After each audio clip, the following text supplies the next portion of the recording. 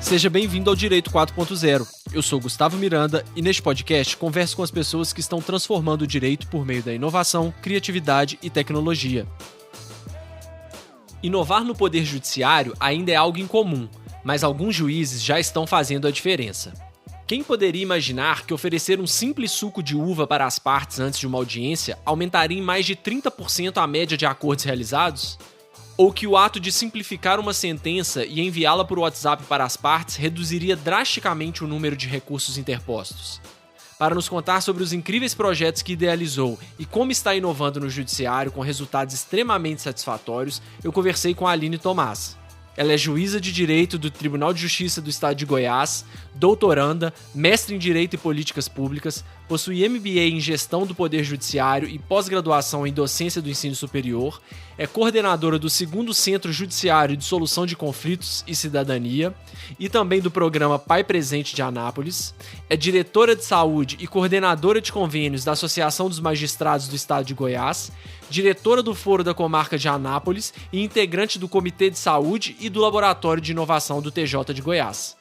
Além disso, é autora dos projetos Adoce, ConciliaNet, Justiça em 24 Horas, Simplificar e Multiplicar. Vamos nessa?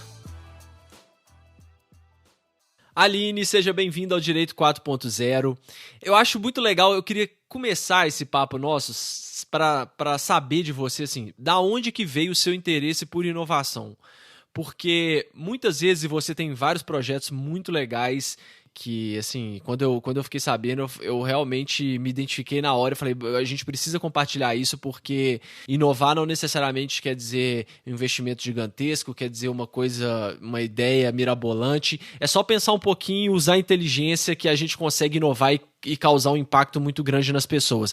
Como que surgiu o seu interesse, antes da gente entrar nos projetos propriamente ditos, por inovação? Ou você já sabia, era uma coisa que você sempre quis, eu quero inovar, eu gosto de inovar, ou é algo mais que você foi fazendo ali e na hora que você percebeu no dia a dia você estava inovando e gerando esse impacto nas pessoas? Oi, Gustavo. Olá, pessoal do Direito 4.0. Prazer estar aqui com vocês. Gustavo, enquanto você fala, minha mente já fica aqui borbulhando do que pode vir de novo depois dessa nossa conversa. Então, para quem gosta de inovação e de fazer algo diferente, eu acho que corre nas veias, sabe?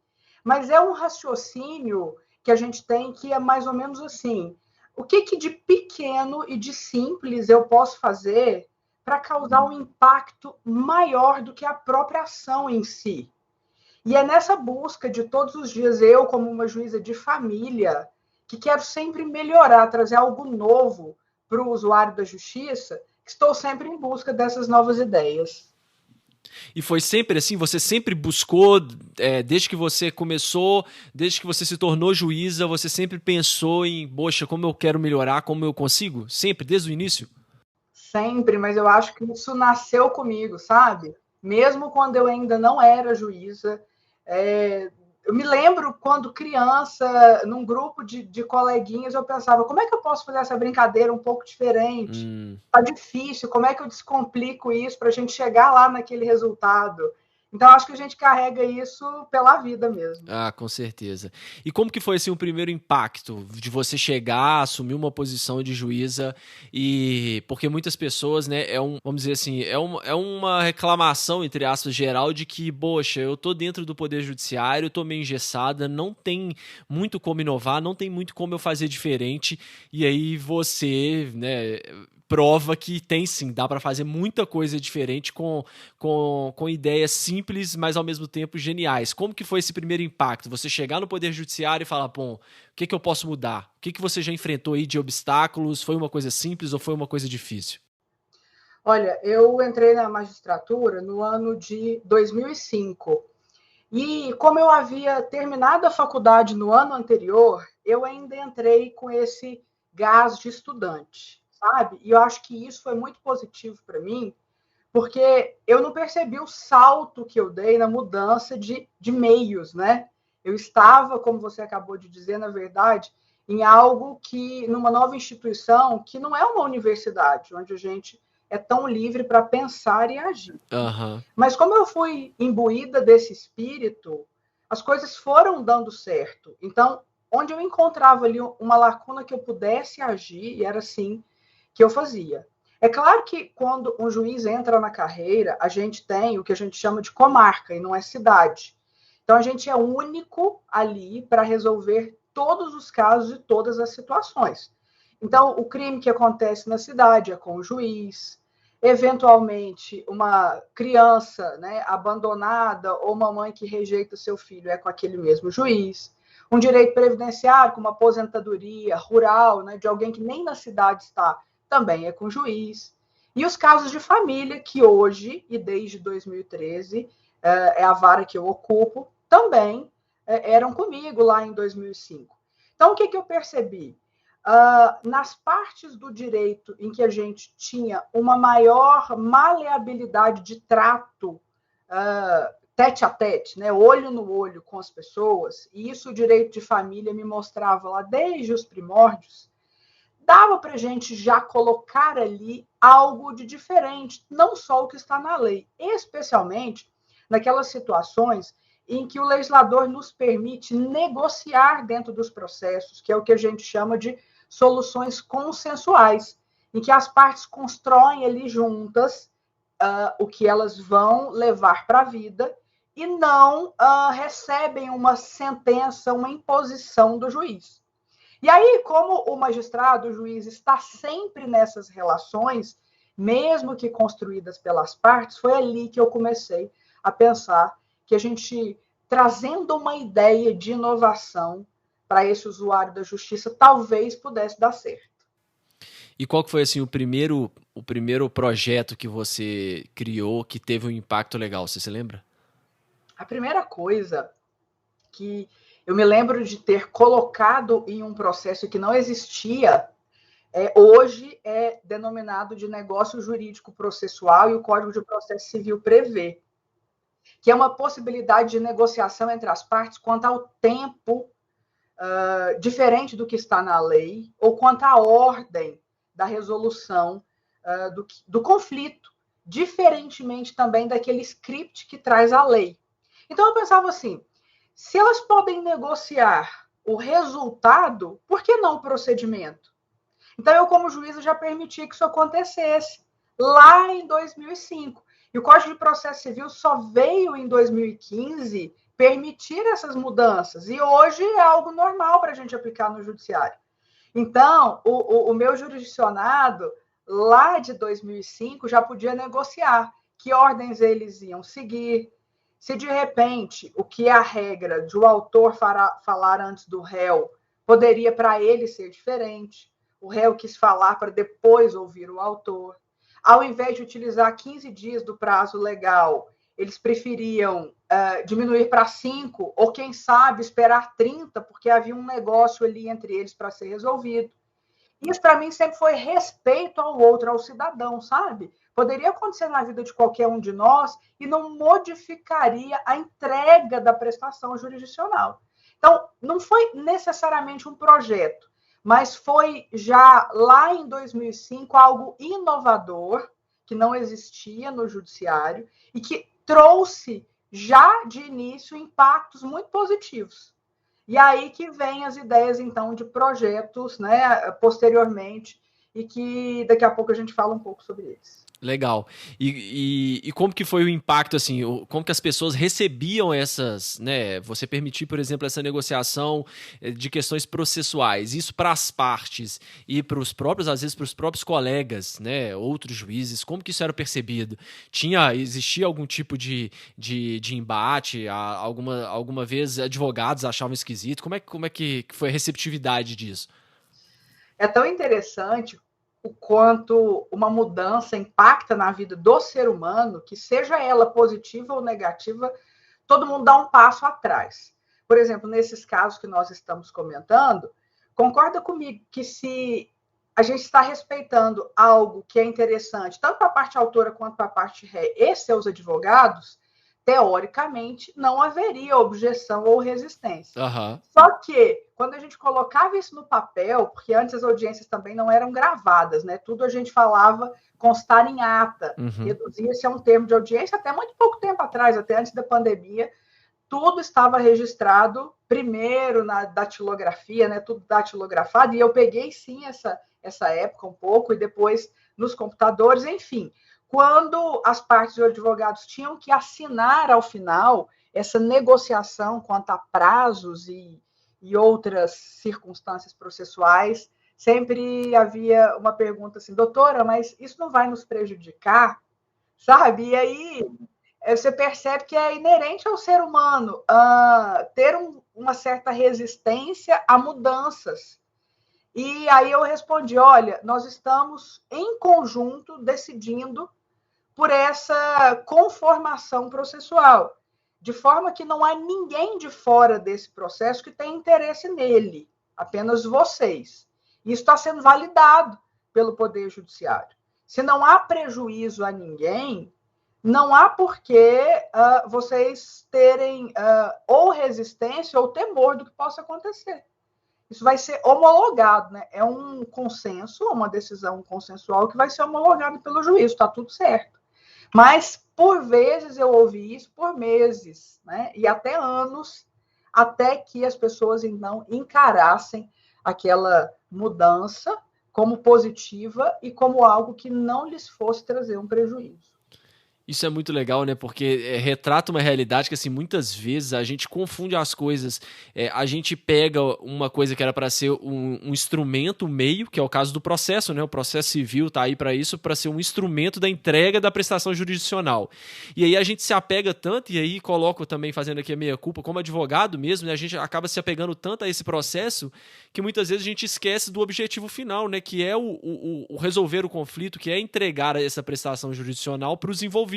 E aí quando você inverte isso e entrega para as pessoas, olha, nós vamos flexibilizar isso aqui para entregar o direito de vocês da melhor forma possível, as pessoas se assustam, né? Isso é engraçado, né? A nossa cultura ela é engraçado nesse ponto.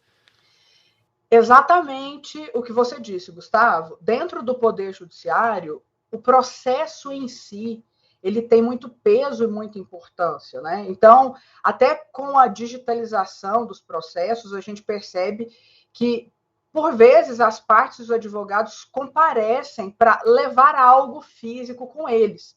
Ou quando há uma decisão muito importante, ou um alvará com grande quantia em dinheiro, até hoje as pessoas precisam daquele papel, né? Para levar ao banco, para levar a um cartório, para entregar para outra pessoa.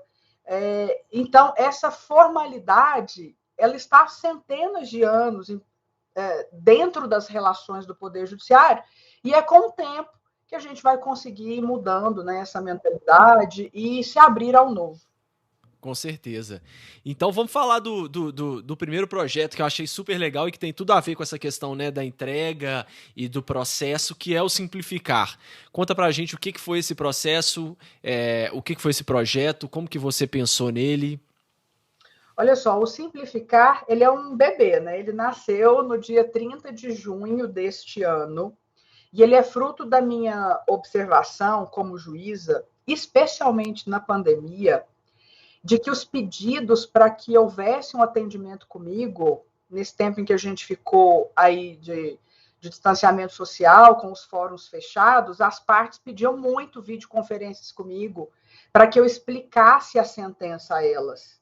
Então, eu ouvia muito assim, doutora, a sentença está bem curta, está bem enxuta, mas eu não entendi se eu ganhei ou se eu perdi.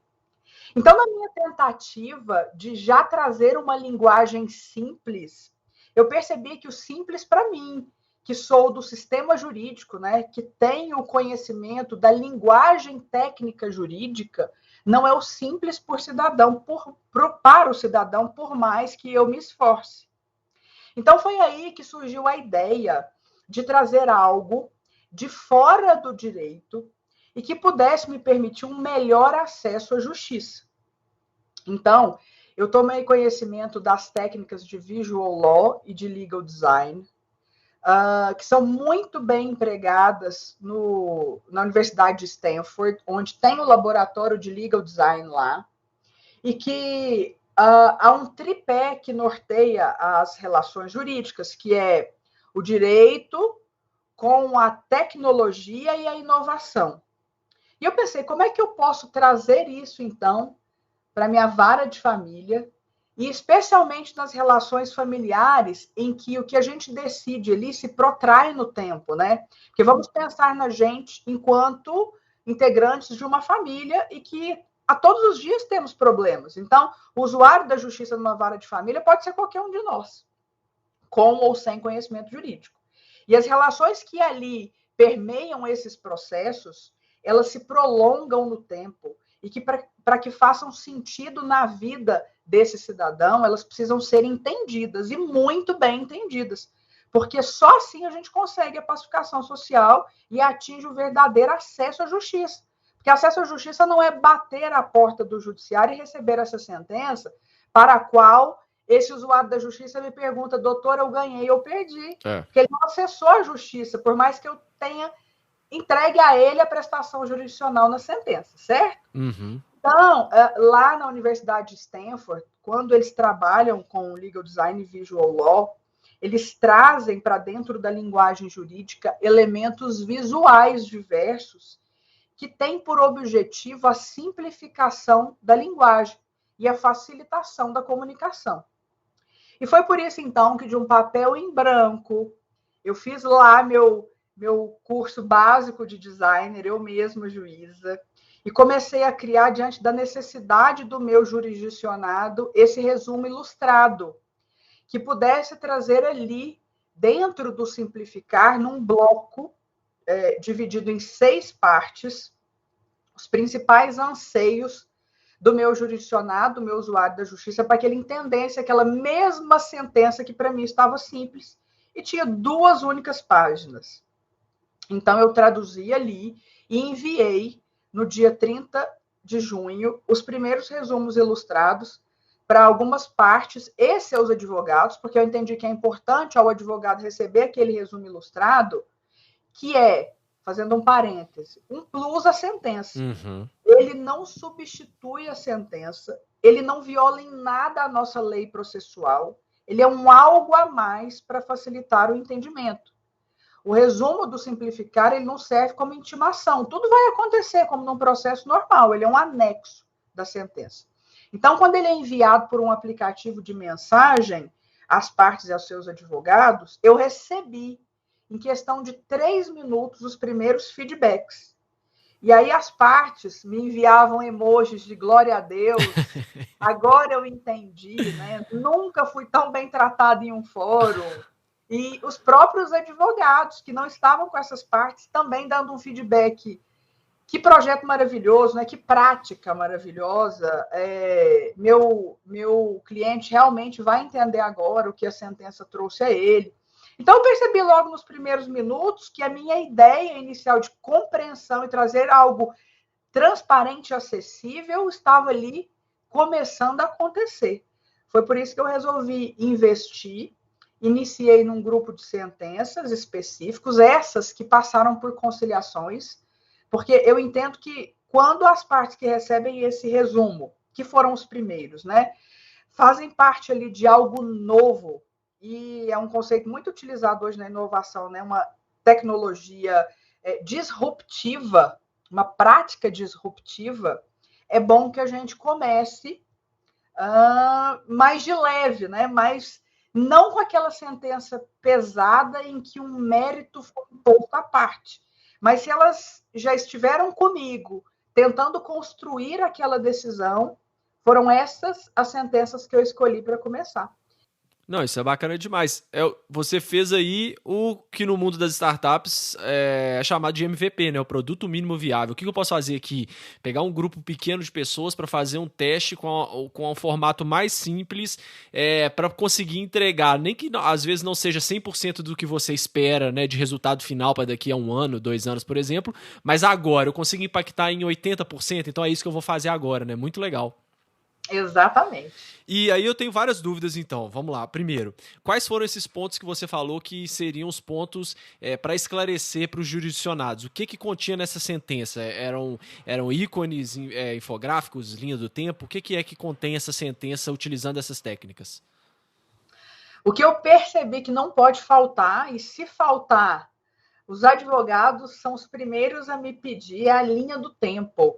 com os principais eventos processuais. Essa fez muito sucesso, porque as partes, inclusive, me relatam assim: não, quando eu tenho dúvida de como proceder, eu vou lá no meu celular e olho na minha linha do tempo, porque ali tem certinho como eu devo fazer. Eu vou exemplificar. Há casos em direitos de visitação em que há semanas em que um dos pais, eu vou ilustrar como se fosse o pai buscando para ficar mais fácil o nosso entendimento. O pai busca nesta semana a criança na escola.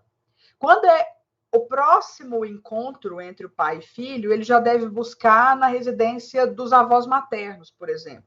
Só que isso vai ficando confuso na medida em que o tempo vai passando. E aí, no resumo ilustrado, a gente consegue trazer isso, né? Com imagens utilizadas para casa dos avós e para a escola, quais as datas certinhas em que o pai vai buscar em um ou em outro lugar. Então, eles consultam o resumo ilustrado nesse sentido.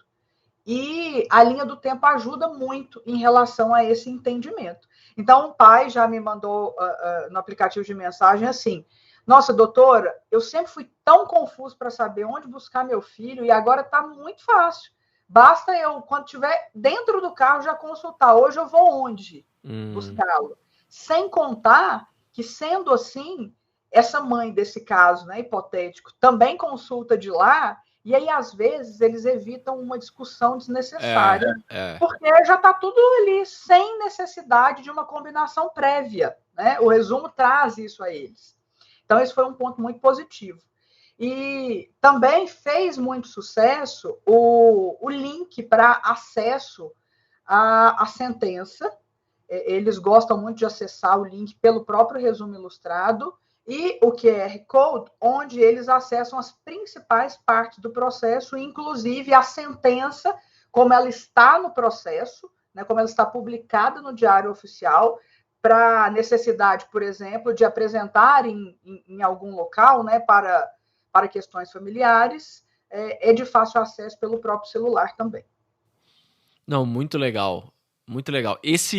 Acho que grande parte dos problemas que acontecem, tanto aí em sentença, né, pegando o seu exemplo, quanto às vezes você pega um contrato, grande parte dos problemas que acontecem é nessa relação entre o direito, o que eu escrevi ali, coloquei tecnicamente dentro de um documento, com o que, na realidade, as partes entenderam e percebem para daqui, sei lá, né, eu assinei um contrato hoje, daqui um ano eu vou ler de novo, eu já tenho eu sou uma outra pessoa, eu tenho um outro entendimento, e aquilo que tinha ficado tão claro naquele momento, que passa aí, vamos dizer, por um tradutor, entre aspas, que é um advogado ou um juiz, isso se perde no tempo, e aí, passado esse tempo, gera um conflito, né, porque o exemplo que você deu é sensacional.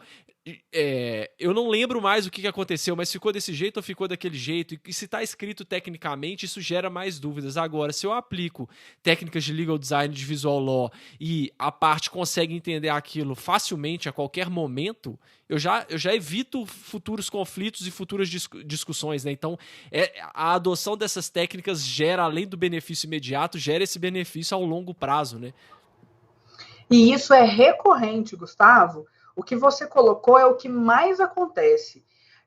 Há a negociação pelas próprias partes e como as relações familiares elas são continuadas, né, e perduram no tempo. Ainda tem a carga emocional, ainda, né, muito pesada. Exato. É comum que as decisões tomadas naquele momento em que as partes podem estar aí acessando o seu centro de punição cerebral, né, quando a raiva, vontade de ir embora daquele ambiente, né, um reencontro que eles não gostariam de estar vivenciando naquela ocasião, gera na mente humana uma tendência a um esquecimento. Se não rápido, daqui a alguns meses, provavelmente eles não vão lembrar. Outra coisa que sempre eles falam assim: doutora, fui eu que pedi os anos ímpares para passar as festas de fim de ano comigo. Mas agora eu fiquei confusa, porque, na verdade, eu pedi, mas aí depois eu trouxe aquela história que aconteceu, o evento X, e eu já não sei mais. É comigo ou é com o pai? Então, ali, quando a gente já tem o símbolo, né, de Natal e Réveillon e coloca quais são os anos, é muito fácil o acesso. E trazer ali no seu telefone essa informação, sem ter que acessar num computador e colocar usuário e senha para entrar no processo, que normalmente é sigiloso, porque os processos de família são sigilosos. Então, a própria parte de trazer consigo essa informação realmente é valioso hoje no nosso contexto. Muito bom, muito bom.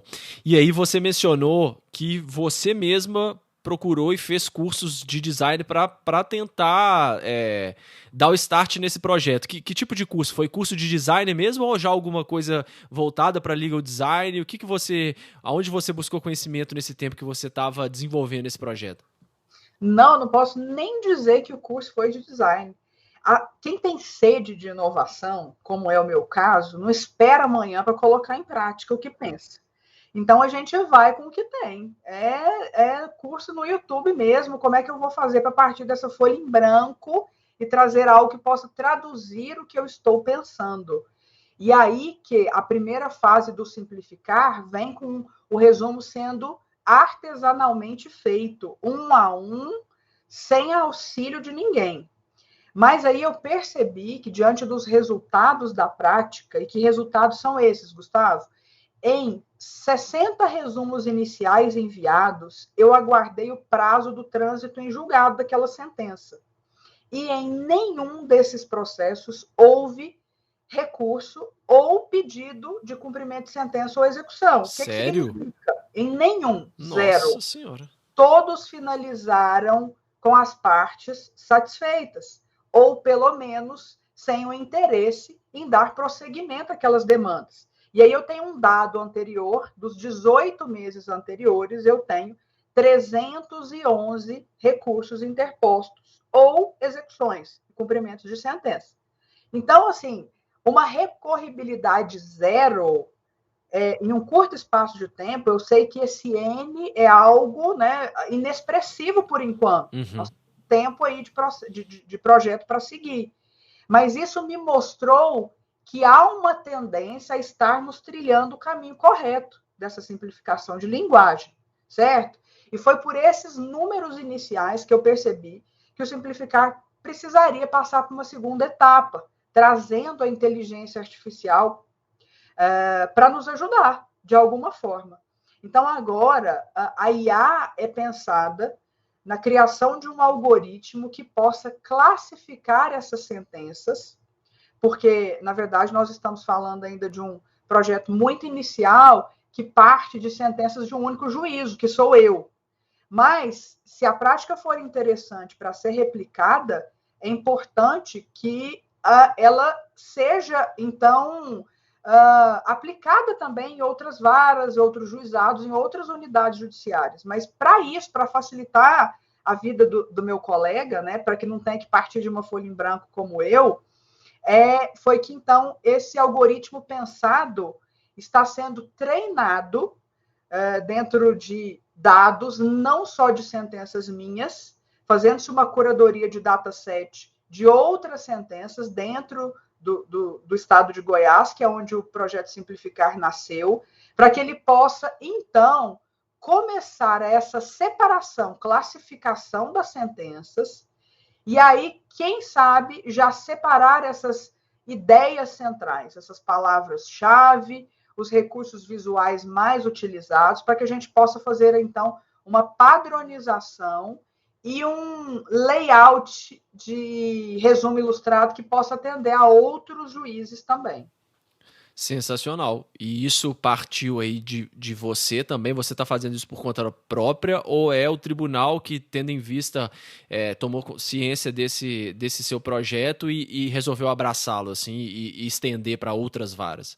Eu já fiz, sim, o pedido de institucionalização dentro dos trâmites formais do tribunal, mas como a burocracia de qualquer procedimento, né, leva-se um tempo para isso. Então, dentro dessa ideia, novamente, de que é bom que a gente vá andando com a ideia que surge, eu tenho feito isso como pesquisadora mesmo, sabe? Testando já para que quando, se for o caso da institucionalização do projeto Simplificar, mais na frente, a gente tem, então, que fazer só a interoperabilidade desses sistemas, né? E o algoritmo já vai ter andado aí um um caminho importante já.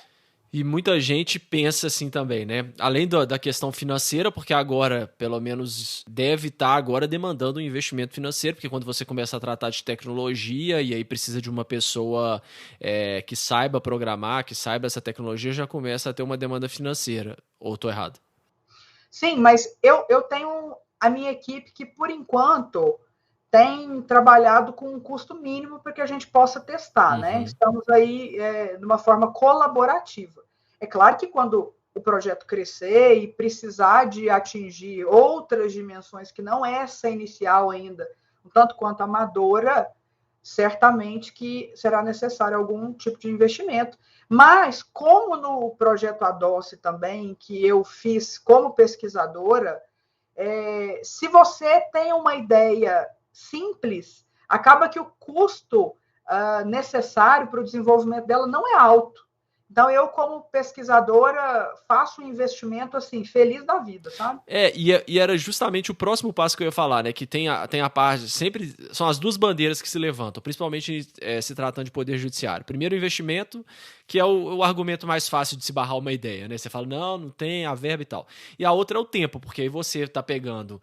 Você está fazendo um extra do seu serviço. Você não teria que fazer, mas está fazendo esse serviço. E aí, enquanto você está fazendo esse serviço, outras coisas estão deixando de ser feitas. Mas aí é o segundo contra-argumento, né? Primeiro, quanto ao investimento, você falou, é um investimento muito básico, muito pequeno. E o segundo de tempo. Olha, se eu estou gastando um tempo a mais nesse processo de fazer essas sentenças utilizando o Visual Law, e eu tenho um índice de recursos tão zero, né? Até agora zero, igual você disse, isso compensa, assim, e muito o trabalho que você teve, e muito esse tempo que você, entre aspas, perdeu, porque você não perdeu, né? Você entregou melhor essa prestação jurisdicional e está dando seguimento aos processos de uma forma muito mais interessante para os jurisdicionados. Então, é uma coisa que se paga, tanto em questão financeira quanto em questão de tempo, né? E eu ouvi muito isso, até como hipótese rival mesmo ao projeto. Mas o que eu me atentei? Que o fluxo de trabalho do meu gabinete permanece absolutamente o mesmo, e as horas trabalhadas da mesma forma. O projeto Simplificar é extra. E aí, como nós estamos num bate-papo informal, eu te conto. Eu faço os resumos ilustrados na hora que eu já deitei, é meu descanso, sabe?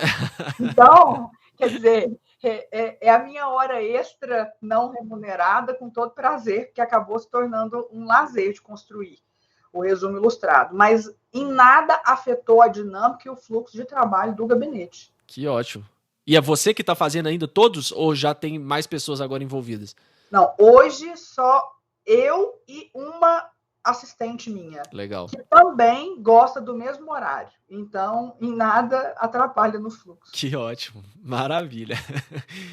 Você mencionou aí também o projeto ADOCE. Vamos falar também que é outro projeto, assim, sensacional. Como que você teve essa ideia e o que é esse projeto? O projeto ADOCE, ele surgiu inicialmente no âmbito acadêmico. Foi assim que eu ingressei no mestrado na Universidade Federal de Goiás. Em 2017, eu precisava pensar em algo dentro de um contexto de mestrado profissional, ou seja, que pudesse impactar diretamente numa prática de trabalho dentro do Poder Judiciário. E aí eu vivia, na época, um contexto de juíza muito engajada no movimento conciliatório, e eu tentava, de todas as formas, melhorar o meu índice de conciliação, porque, por mais que eu me esforçasse, eu estava ali sempre num patamar de 45% de índice de acordo, o que já era positivo quando eu comparava a um cenário nacional que sempre é trazido no relatório Justiça em Números do Conselho Nacional de Justiça. Você tem noção de quanto que fica a média nacional, assim, mais ou menos? A média nacional é em torno entre... Agora eu não sei te dizer no último relatório, esse que já está muito recente, agora 2021, ano 2020, mas era em torno aí da casa dos 30, sabe? 35, enfim, não se chegava nem aos 40%, mas eu posso estar enganada em relação aos dados atuais. Mas, enfim, eu já ocupava ali uma média que era satisfatória, Porém, eu sempre me esforçava para melhorar e percebia que dentro do direito eu estava ali um tanto quanto sem opções, porque eu não subia esse número de 45%. E aí que eu pensei na ideia de levar algo de fora do direito, mais uma vez, né, para dentro ali das salas de conciliação, para tentar modificar esse cenário.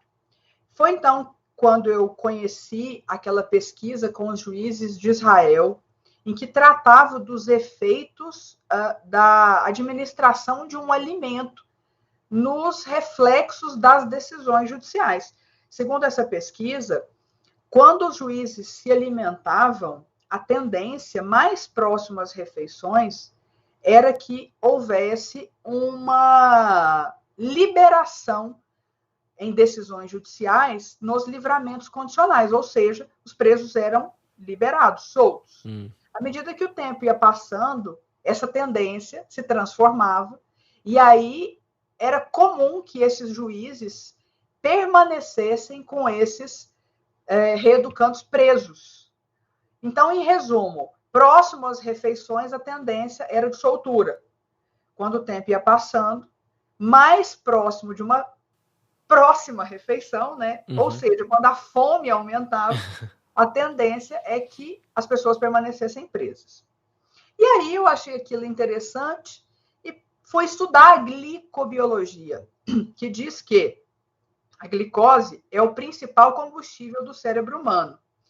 E que uma vez ingerida, a nossa tendência é, com os neurotransmissores liberados, termos sensações de bem-estar e satisfação e nos abrirmos para comunicação, para a escuta do outro, a escuta ativa, com probabilidade de negociarmos melhor.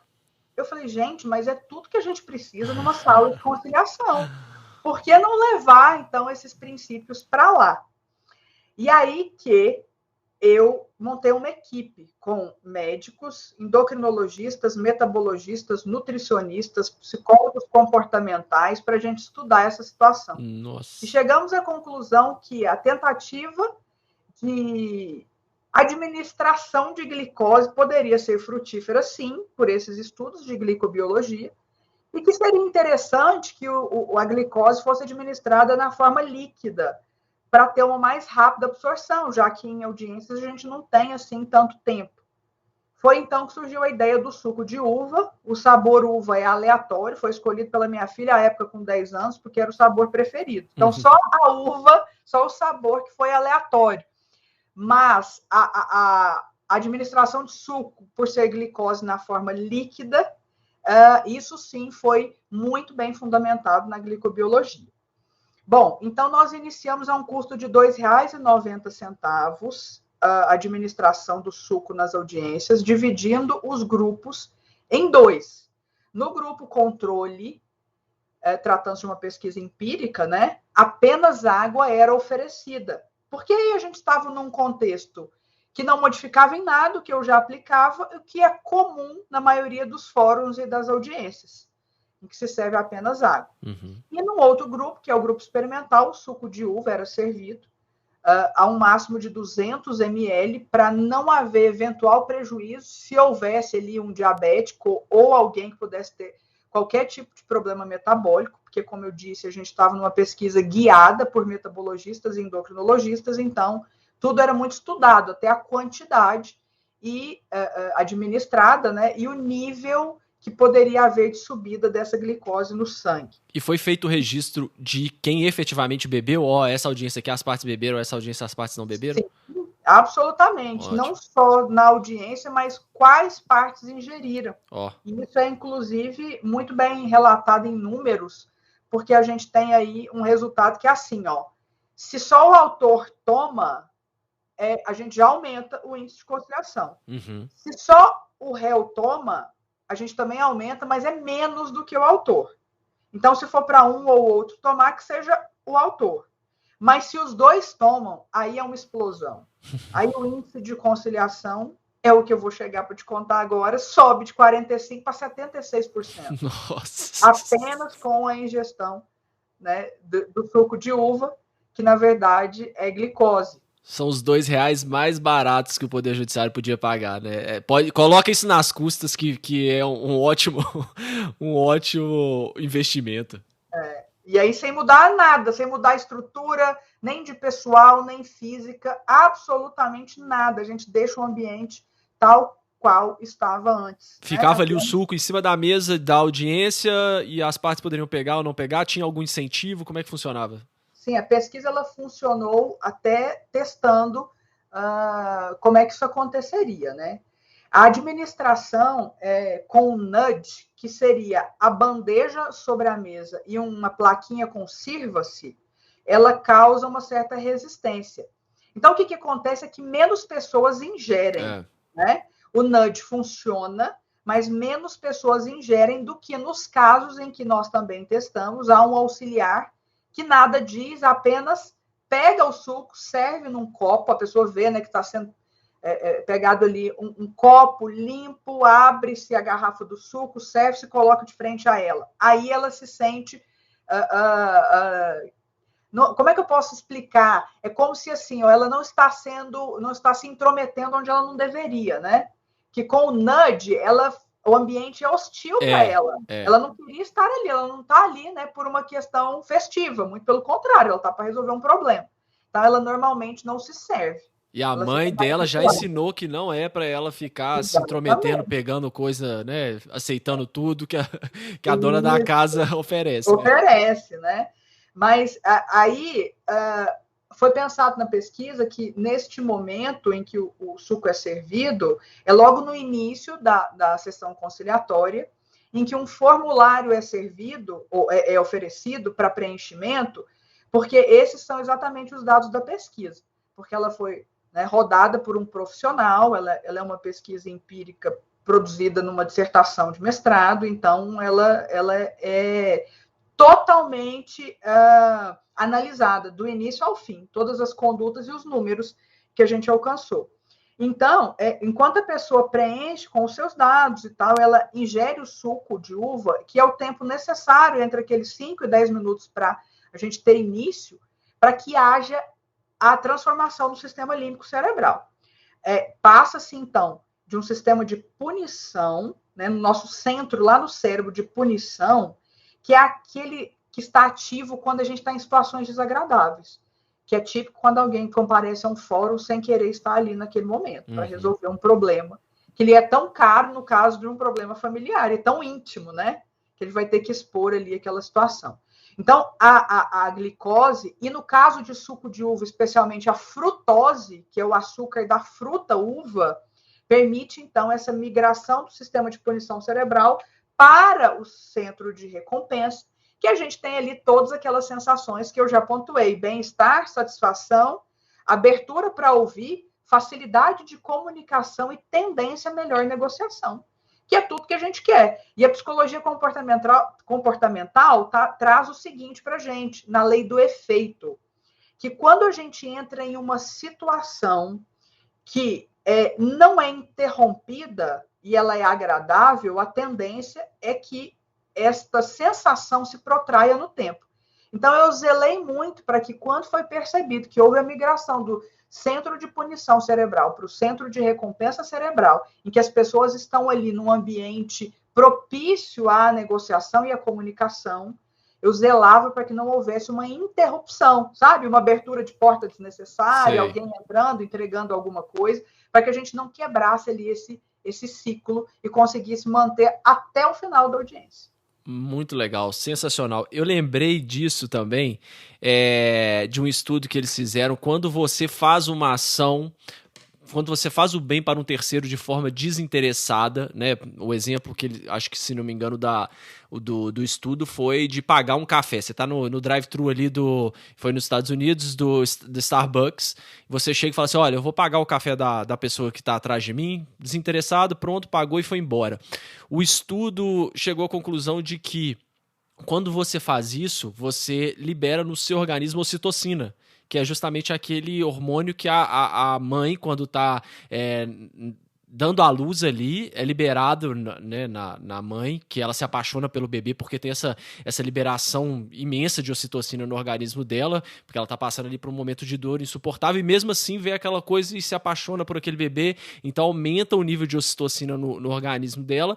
Isso acontece com quem faz esse tipo de ação, né? Vou pagar um café para a pessoa que está no carro de trás ali, vou embora, não quero nem saber quem é, simplesmente fiz uma boa ação. A ocitocina também aumenta na pessoa que recebeu isso, né? A pessoa que recebeu esse café gratuito também elevou o nível de ocitocina, ela sai se sentindo bem, e a moça do caixa também fica super feliz e também tem essa liberação de ocitocina. Então, assim, é uma coisa meio contagiosa, né? Eu fico imaginando os efeitos que isso também, de você sair de uma negociação, não tem para outras pessoas, essas partes, quando elas chegam em casa e vão conversar com os filhos, com os parentes, e saem satisfeitas de estarem procurando um poder judiciário que atendeu 100% o que elas estavam esperando, né? Isso tem reflexos imensos que a gente ainda não consegue nem mensurar, né? É isso, a reação é em cadeia e tem também a questão do neurônio espelho. Uhum. Então, uma vez que o primeiro nessa sala atinge, né, essa sensação de bem-estar e satisfação e começa a ingerir o suco, e aí o outro na frente, nesse rapport, né, com esse neurônio espelho, toma também, e também fica aí nessa mesma onda que você está nos explicando, no caso hormonal, a gente fala de ondas beta e gama cerebrais.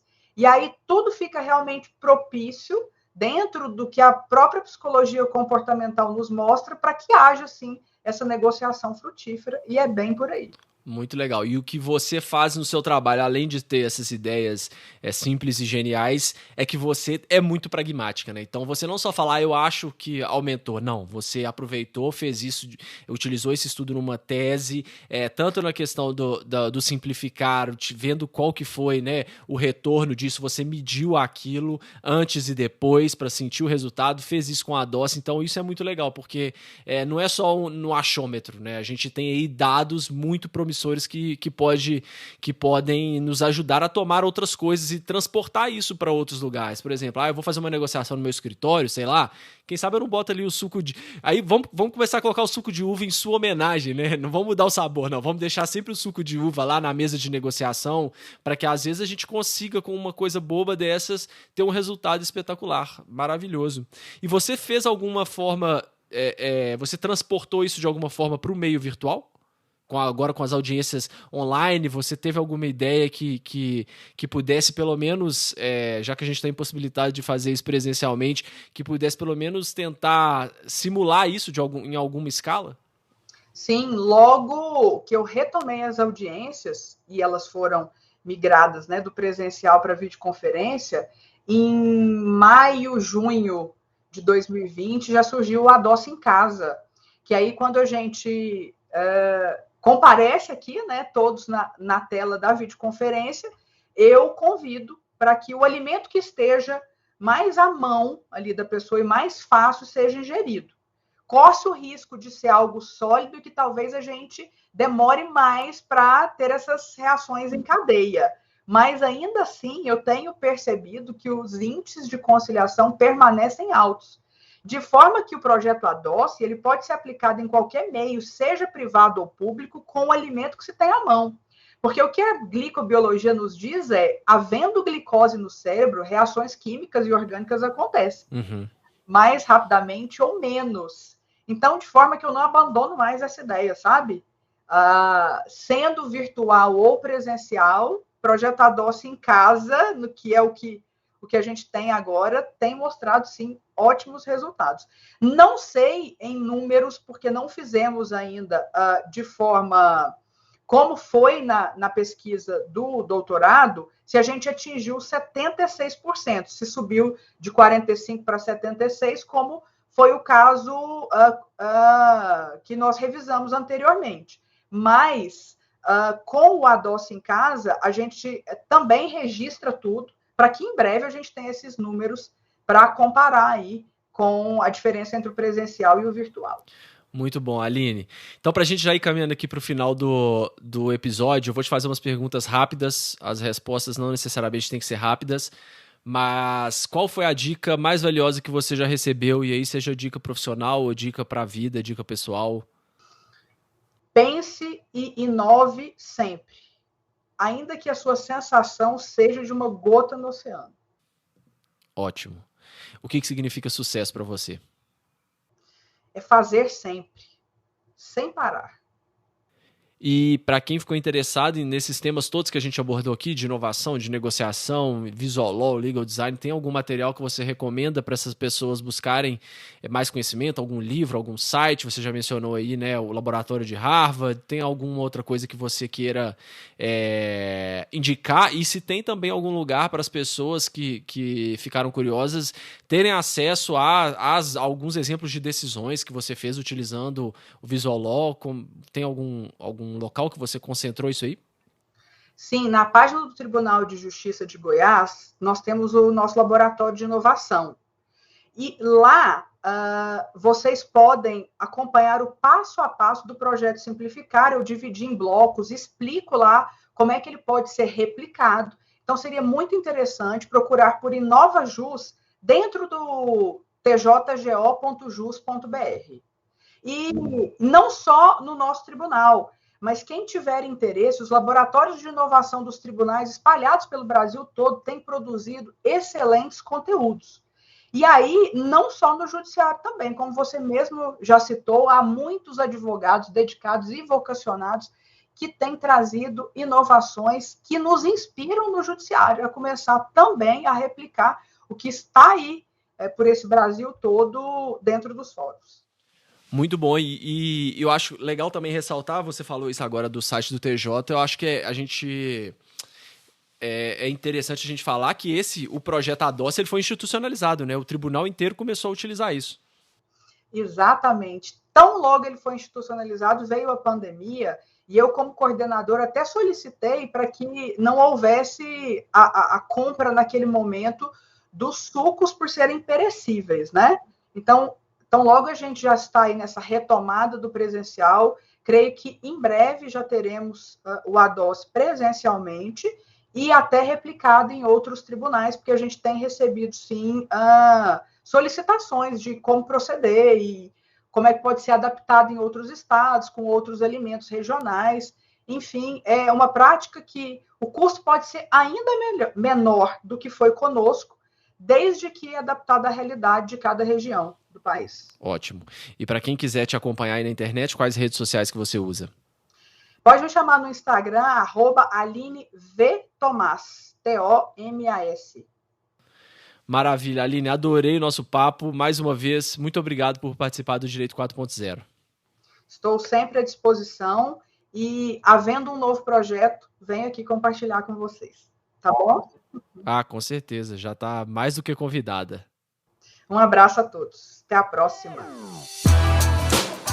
Para você não perder nenhum dos nossos próximos episódios, siga o Direito 4.0 no seu player favorito. Siga o nosso Instagram, que é @Direito 4.0 Podcast. E também estamos no LinkedIn. É só procurar Direito 4.0 Podcast. Até o próximo episódio, pessoal.